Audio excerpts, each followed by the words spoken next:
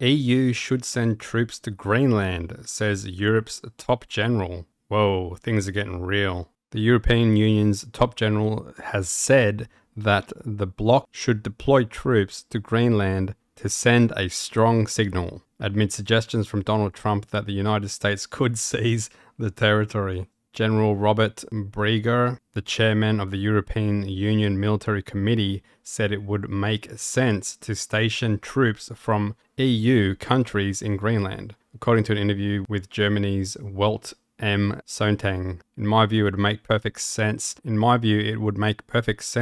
Not only to station US forces in Greenland, as has been the case to date, but also to consider stationing EU soldiers there in the future, the Austrian official said. That would send a strong signal and could contribute to stability in the region, he added. Washington already has 200 troops stationed at the Pacific Space Base, part of a missile early warning system and satellite surveillance hub on the north of the island. The EU Military Committee is the highest military office of the European Council, but it serves solely as a consultative body and has no dedicated arm of its own to conduct missions. Ultimately, such a step would require a political decision, as deploying troops would require sign-off from national governments. US-led NATO is the bloc's main military alliance. Okay. Although Greenland is not part of the EU as an overseas territory of Denmark, Europe as well as the US both have interests in it, the general added, citing its raw materials and strategic location.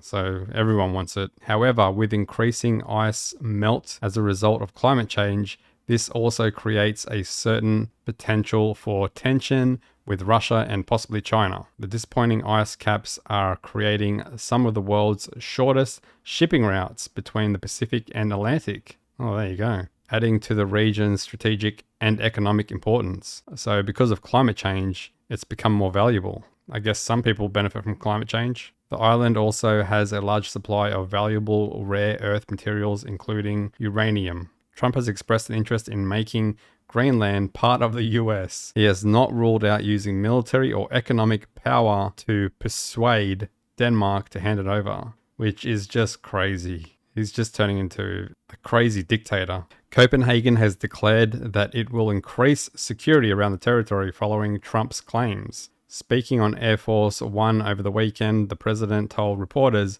"I don't really know what claim Denmark has to it, but it would be a very unfriendly act if they don't allow that to happen because it's for the protection of the free world." So it's all about the US. America. It's not for us. It's for the free world. And is he talking about, when he says the free world, is he talking about just the United States? I don't know. Right now you have Russian ships, you have Chinese ships, you have ships from various countries. It's not a good situation. Sorry, I have to do that Trump voice. Right now you have Russian ships, you have Chinese ships, you have ships from various countries. It's not a good situation. He added, I think Greenland will be worked out with us. I think we're going to have it.